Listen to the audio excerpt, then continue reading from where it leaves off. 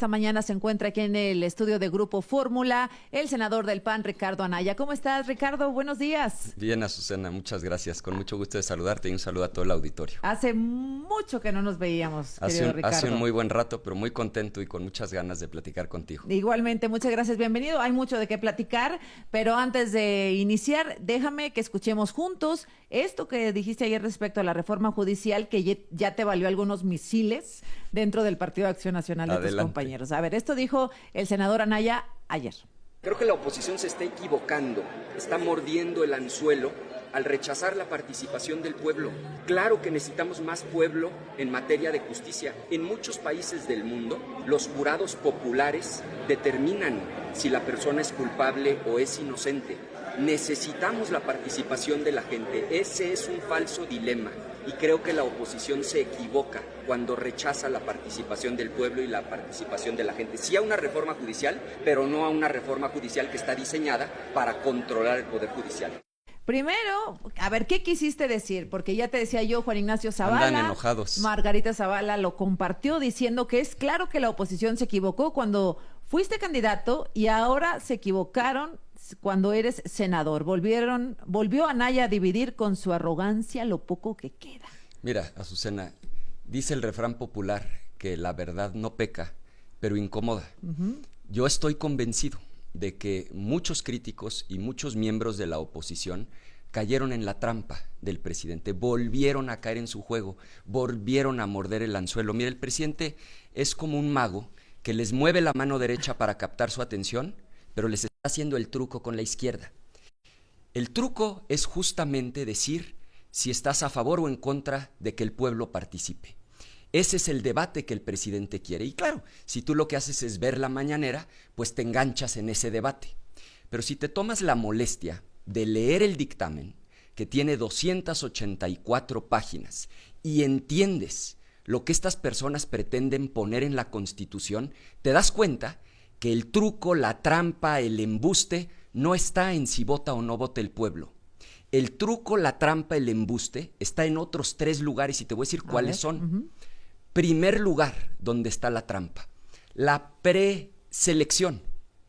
¿Qué les parece si aquí en Radio Fórmula todos, Azucena, los conductores, quienes están aquí en la cabina, todos van a elegir a su representante con voto libre y secreto? ¿Pero qué creen? Yo decido quién aparece en la boleta. Y tú me dirás, oye, pero te voy a dejar votar de manera libre y secreta. Ahí está la primera trampa, nada más que hay que leer las 284 páginas del dictamen para entenderlo. Morena tiene el control de los que van a aparecer en la boleta, entonces... Es un voto ciudadano artificial. Pues claro, porque todos los de Radio Fórmula pueden votar de manera libre y secreta, pero van a votar por los que yo ponga en la boleta. Segunda trampa, va a haber una confusión de tal magnitud el día de la votación que eso no va a ser una elección, va a ser una cuasitómbola popular. Tú, Azucena Uresti, si tú vas a votar aquí en la Ciudad de México, que a lo mejor no porque te toque en Monterrey, pero vamos a suponer que vas a votar aquí en la Ciudad de México.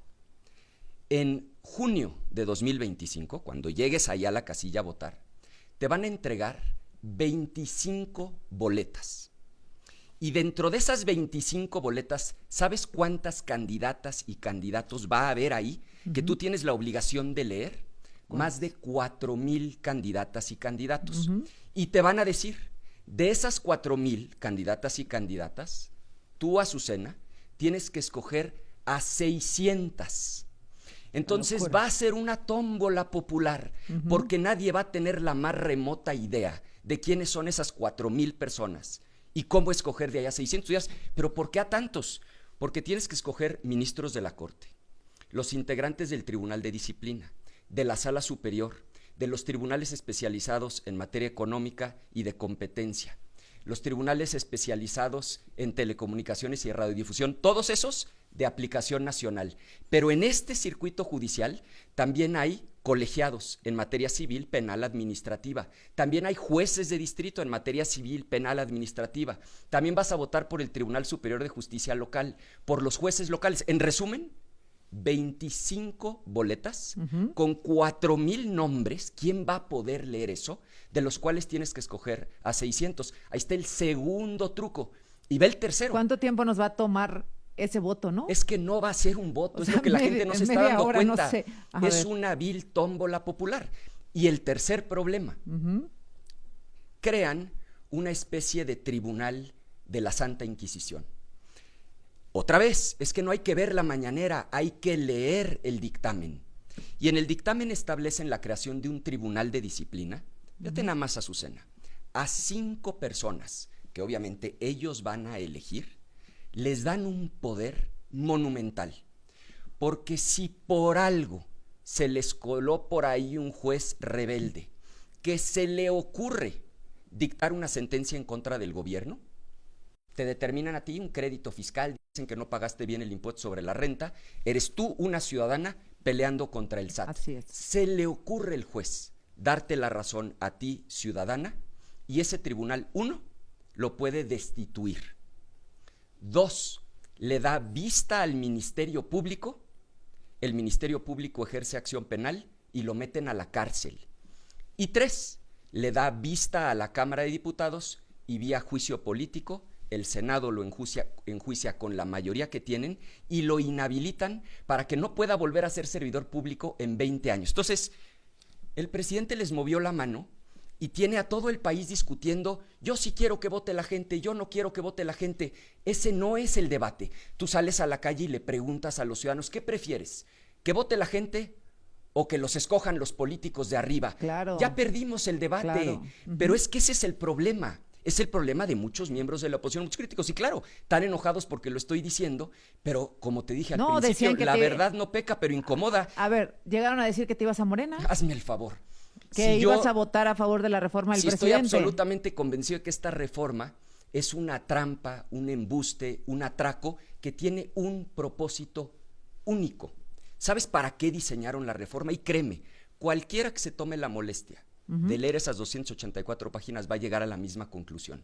La reforma está diseñada para que el gobierno tome el control total del Poder Judicial, para que no vuelva a haber un juez de distrito, una jueza de distrito, un magistrado de un colegiado de circuito que se atreva a resolver contra el gobierno. Entonces, si el gobierno quiere hacer una carretera y pasar por encima de las tierras de unos ejidatarios, el juez le va a dar la razón al gobierno. Si el gobierno te determina un crédito fiscal y dice que debes un impuesto, el juez le va a dar la razón al gobierno. Si el gobierno te ejercita acción penal a través de la fiscalía, el juez te va a vincular a proceso y te va a meter al bote con prisión preventiva durante 2 años por lo menos. Es decir, lo que no estamos entendiendo es que el debate no es si vota o no vota la gente. Y ahora contesto tu pregunta de manera puntual. Lo que yo dije es que el PAN ya presentó, de hecho, una iniciativa en la Cámara de Diputados. Y en esa iniciativa, claro que queremos que participe la gente a través de jurados populares, como sucede en muchas partes del mundo, donde en lugar de que un juez tenga todo el poder... Como en Estados Unidos, como lo vemos en las películas. Exacto, ¿no? como se ve en las películas. Eliges de manera aleatoria ciudadanos, el juez es el técnico, modera el debate, pero son ciudadanos libres, autónomos, los que deciden en ciertos delitos, obviamente no en delincuencia organizada, claro está, deciden culpable o inocente. Es decir, yo no voy a caer en esa trampa como si el debate fuera ¿estás con el pueblo o contra el pueblo? No, yo estoy en contra de una reforma que lo que busca es que el gobierno tenga el control total. A eso se ha querido reducir. ¿Estás contra el pueblo o a favor del pueblo? Pero es que claro, porque él en la mañanera plantea los términos del debate, les mueve la mano derecha cuando en realidad el truco, el mago lo está haciendo con la izquierda y ahí va todo mundo a decir, yo estoy en contra de que voten los ciudadanos. Ese no es el problema. A ver, entonces lo que me dices es, obviamente no te vas a Morena, no, por solo porque, no. Bueno, pues hay que dejarlo claro, no vas a votar a favor de esta reforma. Es que fíjate nada más a lo que llegan algunos, ¿no?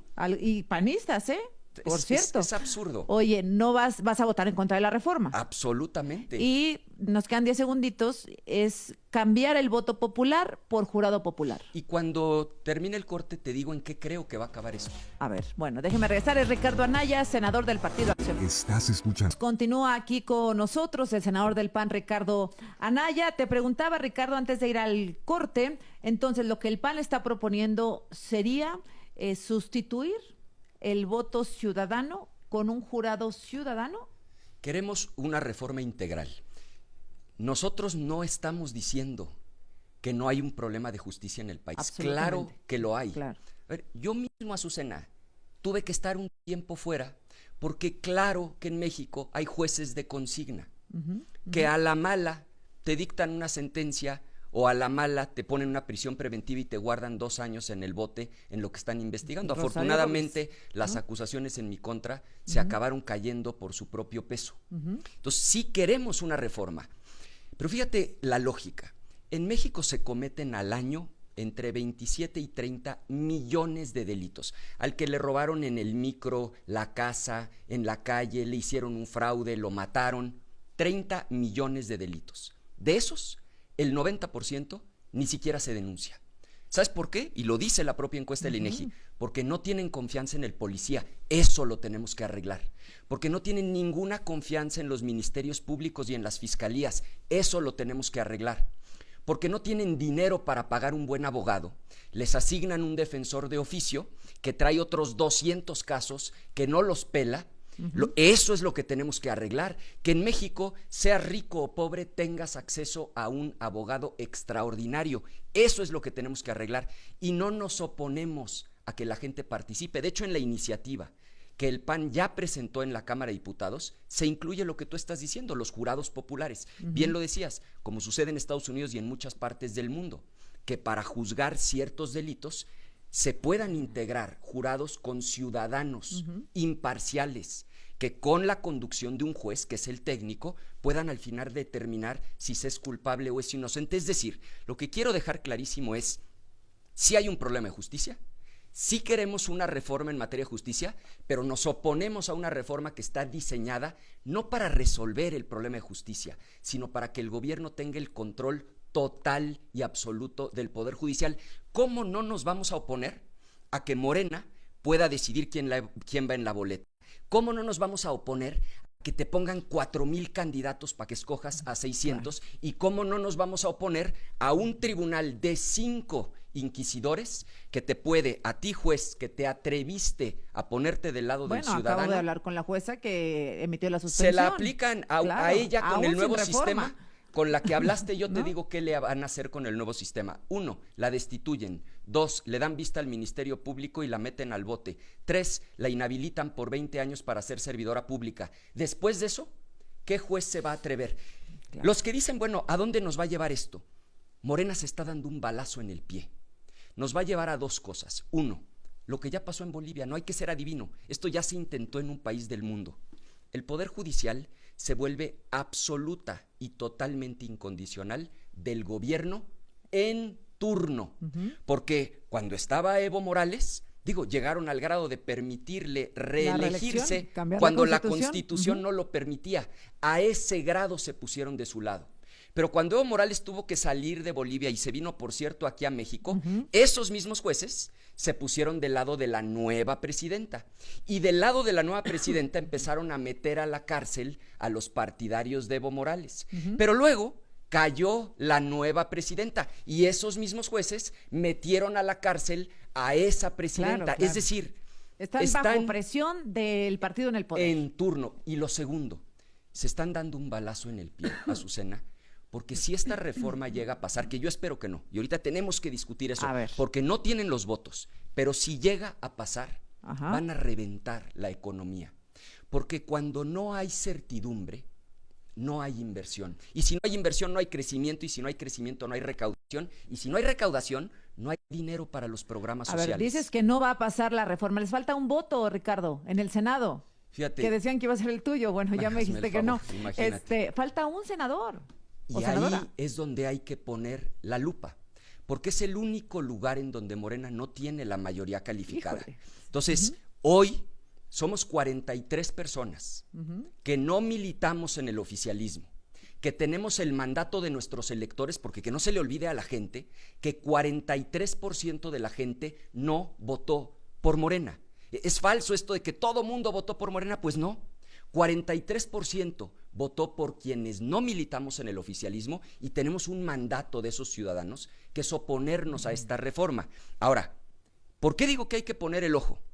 Porque no es nada más, Azucena, que uno vote con ellos, déjame decirlo con más claridad, con una senadora o un senador que falte, es que se enfermó. Es que tuve COVID, ¿Qué influenza, creen? Que lo dejó niños, el camión, sí, lo dejó el avión, claro. se le ponchó una llanta, su hijo tuvo un accidente. Claro.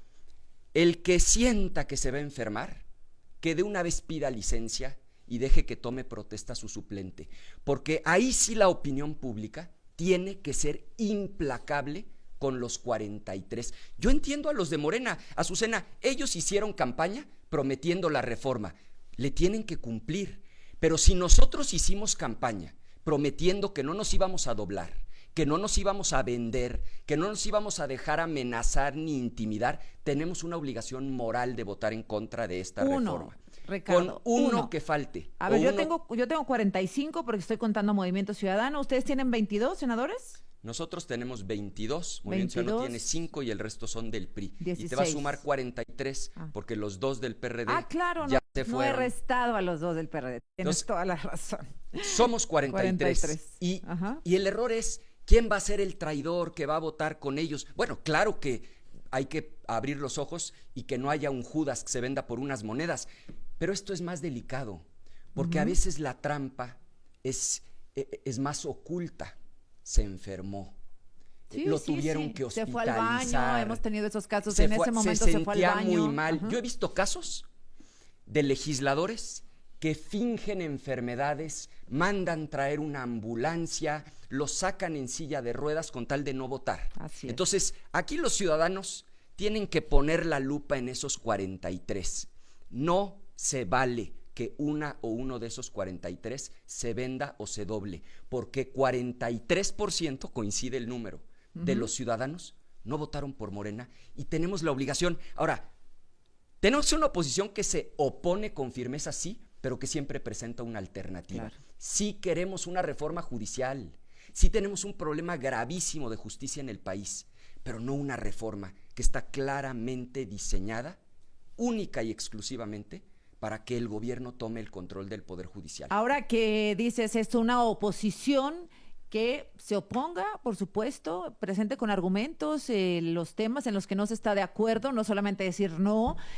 Siempre una alternativa. ¿Ese fue el factor de la derrota del PAN y la Alianza? Yo creo que eso es algo, y lo digo en primera persona del plural, en lo que nos hemos equivocado. Los ciudadanos están cansados, hartos de una oposición que solo dice que no. Los ciudadanos lo que quieren es que, uno, tengamos la capacidad de presentar alternativas. Si esta reforma no le sirve al país, ¿cuál sí? Y por eso ya presentamos una iniciativa. Sí queremos que la justicia sea más rápida, que haya menos corrupción, que sea más transparente, que haya más participación ciudadana. Y lo segundo, Azucena, tampoco podemos ser esa oposición que a todo dice que no. Oye, si algo es bueno para la gente, hay que apoyarlo. ¿Fue un error esto de la alianza con el PRI? Yo creo que definitivamente eso lo tenemos que dejar atrás. Como yo no estaba cuando se tomó esa decisión, me parece que no sería moralmente correcto que yo me ponga a cuestionar decisiones que tomaron otros. Lo que sí te digo, porque eso sí me toca y es ver hacia adelante, es que en lo electoral creo que sería un error garrafal continuar con esa alianza. No nos va a funcionar, creo que a ellos tampoco. Debemos apostar por nosotros mismos, explicarle a los ciudadanos en qué creemos y pedirle a los ciudadanos su confianza. Y eso sí, nos vamos a tener que ganar la confianza de los ciudadanos con hechos, con acciones. Y este voto de la reforma judicial es el primer hecho. La primera acción. Vamos a ver de qué estamos hechos los 43. A ver de qué están hechos los 43 senadores del Partido de Acción Nacional, los 16 del PRI, pues de todas formas le pega a la alianza porque compitieron juntos, y los 5 de Movimiento Ciudadano, que como sabemos pues se fueron solos en esta elección. Vamos a verlo tan pronto como la próxima semana, Ricardo. Y bueno, yo te preguntaba lo del PRI porque pues no puedo evitar poner el retrovisor y recordar que el PRI a ti te acusó de manera tremenda de varios delitos en el 2018. Me gusta tu el metáfora. Mismo PRI con el que se alió tu PAN en el 2024. Me gusta tu metáfora. Yo he sufrido muchas injusticias, pero no me voy a tirar al piso, porque las injusticias que yo he vivido en nada se comparan con las injusticias que viven millones de mexicanas y mexicanos todos los días. Entonces yo estoy muy dispuesto, con buen ánimo, alegre, con ganas de trabajar con fuerza. Y segundo, te decía que me gusta que menciones el retrovisor, porque la vida y la política son un poco como manejar un coche. Sí, de vez en cuando hay que ver el retrovisor para ver qué hay atrás, pero el 99% del tiempo hay que ver para adelante, hay que ver por el parabrisas, porque el que se queda viendo el retrovisor se estampa y se arruina. Yo tengo los ojos adelante, quiero ver hacia adelante, quiero construir para el país. Creo que hay muchos problemas y quiero ayudar a resolverlos. Pero quiero preguntarte, a ver, cuando viste que el PRI se aliaba, que el PAN se aliaba con el PRI, estando tú fuera del país, y ahora te voy a preguntar sobre eso, ¿cuál fue tu sentimiento? Porque bueno, pues también te persiguió el gobierno, pero también el PRI en la campaña. Seguí el debate, entiendo que la lógica de muchos es que nos tenemos que unir, es la única manera de poder derrotar a Morena. Bueno, las estrategias se juzgan por sus resultados. ¿Funcionó la estrategia? Pues por supuesto que no funcionó. Hoy Morena, ciertamente, de manera artificial, y no hay que dejar de subrayarlo, pero tiene mayoría calificada en la Cámara de Diputados, está un voto de tenerla en el Senado, gobierna prácticamente todos los estados del país. Yo estoy convencido de que sí, claro que todos los que no militamos en el oficialismo y somos parte de la oposición, tenemos que mantenernos unidos para detener las reformas. Pero en lo electoral a futuro... Déjame, voy a corte y al regresar me cuentas dónde estabas. Minutos, continuamos aquí con Ricardo Anaya, senador del PAN. A ver, Ricardo, ¿dónde estuviste todos estos años? ¿Cuánto tiempo te fuiste de México? ¿3 años? Tuve que estar fuera 3 años, Azucena. ¿Dónde estuviste? Estuve en Estados Unidos, entre Nueva York y Georgia principalmente, con mi familia, trabajando, dando la lucha pues como la pude dar. Publiqué más de 200 videos fijando mi posición en los distintos temas que yo estaba convencido el gobierno se estaba equivocando. Y justamente mi experiencia de vida es lo que me hace concluir que sí necesitamos una reforma judicial, no la que están planteando, porque esa reforma no busca arreglar el problema de justicia. ¿Qué busca? En México, controlar, tener el control, es el único objetivo. Déjame hacer un paréntesis. ¿Cómo etiquetarías esta etapa que estamos viviendo en México? No aceptan autoritarismo, tampoco dictadura, tampoco hegemonía. ¿Cómo lo etiquetas tú? Para que una democracia funcione, por regla general, tiene que haber contrapesos. O sea, no existe una democracia en el mundo sin contrapesos. Si se acaban los contrapesos, lo que tienes técnicamente es un régimen autoritario. Porque quien tiene la autoridad lo puede decidir todo sin contrapeso alguno.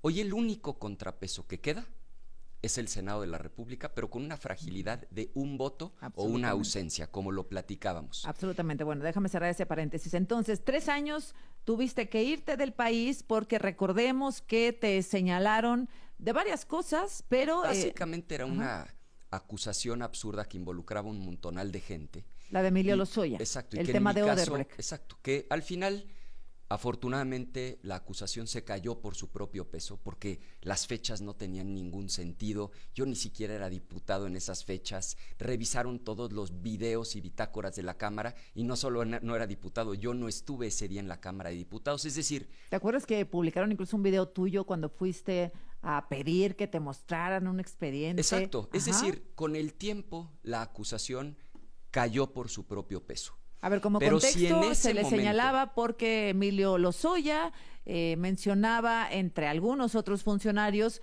a Ricardo Anaya como uno de los diputados entonces que había recibido un dinero, ¿no? Para una votación. Para votar a favor de la reforma energética de Peña Nieto. Y entonces cuando yo veo la fecha en la que dicen que me dieron los recursos, pues busco en mi calendario y me doy cuenta que yo ni siquiera era diputado. Llevaba 6 meses de haber dejado el Congreso porque me fui, ¿te acuerdas?, de secretario general del PAN cuando Gustavo Madero era el presidente del partido. Pero no fue la única inconsistencia, o sea, la fecha era un disparate, las bitácoras lo contradecían, los videos lo contradecían, la puerta por la que decían que habían entrado en un vehículo resulta que era peatonal, es decir, no tenía ni pies ni cabeza. Pero si en ese momento yo he cometido la ingenuidad de presentarme ante un juez de consigna, porque sí los hay, me vinculan a proceso, me dictan prisión preventiva justificada y cuando menos me dejan 2 años en el bote. Me acuerdo que te citaron un jueves de agosto, ¿sí? Exacto. Y tú no acudiste porque porque pues te podían aprender ahí. Fue una decisión difícil, lo platiqué con mi esposa, porque esas ya son decisiones que no son personales. Porque muchos me decían, preséntate, y si te meten al bote, te hacen mártir, ya ves que todo mundo aquí te da opiniones. En aquel entonces mis hijos tenían 7, 9 años, mi esposa me dijo no. O sea, te he seguido en todas, te he apoyado en todo. Está muy bien que te dediques a la política, pero también eres padre de familia, tienes una responsabilidad como papá, como esposo, y tienes que salvaguardar tu libertad en lo que logras demostrar que esto es un absoluto disparate. Afortunadamente, así fueron las cosas. Son ciclos, Azucena. ¿Nunca hubo una orden de aprehensión en tu contra por parte de la Fiscalía General de la República? Yo no vine aquí ni con un amparo, nunca hubo una orden de aprehensión. Simplemente son ciclos. Mira, yo no soy ni el primero ni el último que tiene que recurrir a la figura del exilio, porque así se llama, y es extremadamente común. Millones de políticos se tienen que exiliar. Claro, los casos que todos conocemos son los famosos. Y digo, yo no me comparo con ellos, pero Benito Juárez estuvo exiliado en Estados Unidos en tiempos de Santana. Francisco I. Madero estuvo exiliado en Estados Unidos en tiempos de Porfirio Díaz. Esos son los famosos, pero si tú hoy revisas la lista, por ejemplo, de opositores venezolanos, bueno, acabamos de hablar con Leopoldo López. Leopoldo está en exiliado. España, claro que está exiliado, claro. Porque si él ahorita, en un régimen autoritario, pone un pie en el país, lo meten a la cárcel. Ojalá esto algún día cambie. Eso es lo que tú quisiste evitar. No había orden de aprehensión, nunca fuiste prófugo de la justicia. Jamás. Pero temías que un juez a modo pudiera aprenderte. Que casualmente ese juez de consigna ya lo ascendieron a magistrado de colegiado y era justo al que le mandaban los asuntos donde el gobierno tenía interés. Mira, en política el pecado mortal es la ingenuidad. Tienes que entender cómo funcionan las cosas.